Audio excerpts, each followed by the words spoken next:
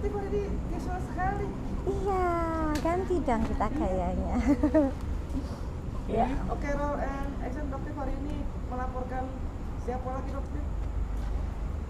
Melaporkan seseorang ya yang berhubungan dengan dugaan tindak pidana pencemaran nama baik, yaitu terlapornya kita nggak bisa sebutin secara lengkap ya. Inisialnya R dengan profesi tenaga medis. Ya udah itu aja ya. R.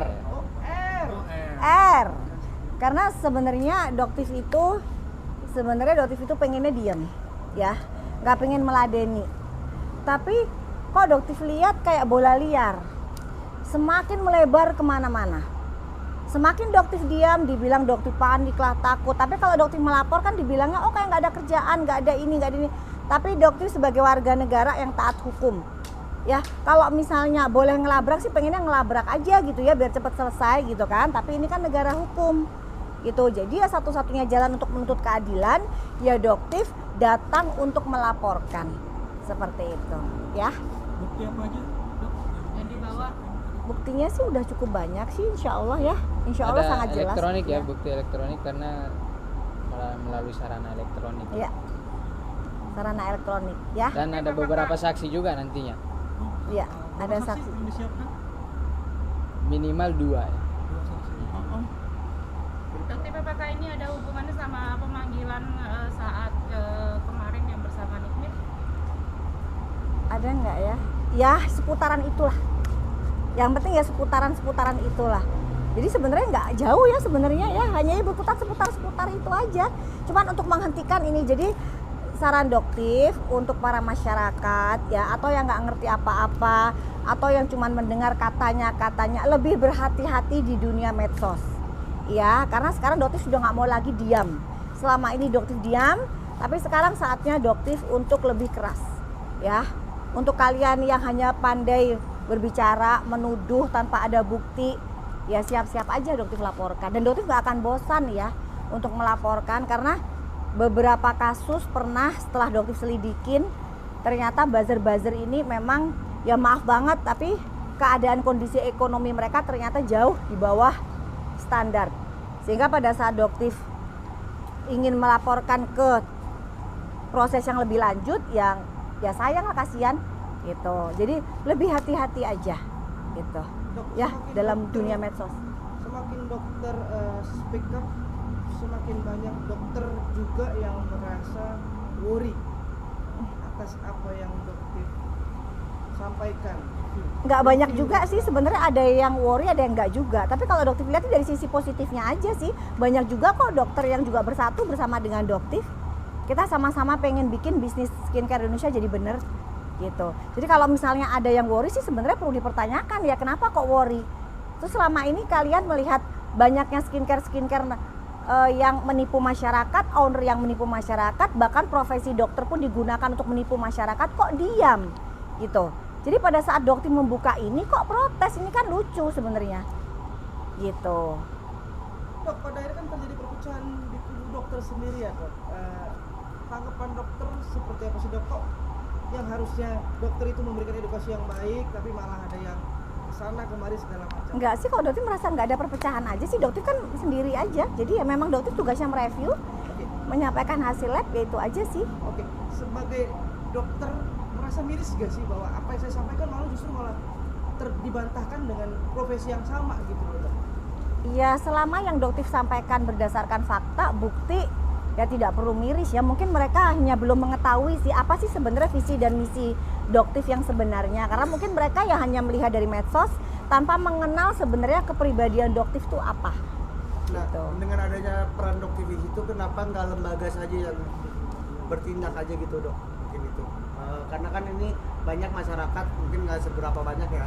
Jadi, kenapa nggak lembaga aja kayak Lembaga BPOM, seperti apa? Kayak BPOM untuk kayak yang nongol aja gitu dok. Mungkin. Kan Badan POM emang instansi tertinggi ya dalam suatu pemerintahan. Doktif kan sebenarnya ingin membantu saja, Iya. bukan untuk melangkai atau mendahului Badan POM, tidak gitu. Ya, udah pada istirahat ya. Dok, pada prinsipnya intinya siapapun yang mengeluarkan menawarkan produk yang tidak baik pasti akan disikat ya dok. Insya Allah yang jelas ya sekarang kan sudah mulai bener nih. Jadi insya Allah pada nggak jauh banget lah perubahannya dibanding yang sebelum masa-masa Dokti muncul ya Bang ya.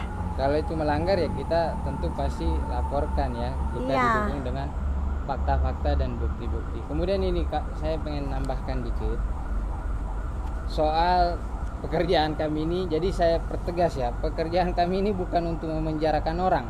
Enggak. Yang memenjarakan orang itu tugasnya hakim menjatuhkan vonis, kemudian kejaksaan yang eksekusi. Jika misalnya vonisnya hukuman penjara. Jadi bukan kami. Kami ini hanya menyampaikan suatu laporan atas suatu peristiwa tentang dugaan terjadinya tindak pidana. Jadi kami hanya menyampaikan laporan itu, sudah silahkan nanti yang menindaklanjuti kepolisian, kemudian sampai ke tahap persidangan sampai jatuhnya suatu putusan hakim. Jadi bukan tugas kami itu untuk yang memenjarakan orang ya. Kami hanya menyampaikan laporan. Jadi saya ingin menegaskan begini. Pramudia Anantatur itu dalam karyanya Tetralogi Buruk itu mengatakan bahwa jika seorang ahli hukum tidak tersinggung dengan adanya pelanggaran hukum, maka sebaiknya dia jadi tukang sapu jalan aja. Jadi kami, saya bersama rekan saya sebagai seorang advokat, jika datang seorang kepada kami, tentunya kami mempelajari peristiwanya seperti apa kronologisnya. Jika analisa kami ternyata ada dugaan tindak pidana, ada delik di situ, tentu kami akan memberikan nasihat hukum yang sesuai dengan fakta-fakta yang kami temukan. Dengan misalnya membuat nasihat untuk menyampaikan kepada pihak kepolisian dalam bentuk laporan. Jadi kami hanya menjelaskan sebatas apa yang menjadi tugas dan tanggung jawab kami. Seperti itu. Nah, ada tambahan mungkin Bang Caca? Udah cukup. Ya, jadi sekali lagi Dokti pesankan ya untuk lebih berhati-hati dalam dunia medsos ya. Karena fitnah atau pencemaran nama baik itu kan sebenarnya sangat mudah untuk dilaporkan ya. Dan Dokti sekarang ingin di tahap yang melawan. Ya, sudah nggak bakalan diem lagi gitu.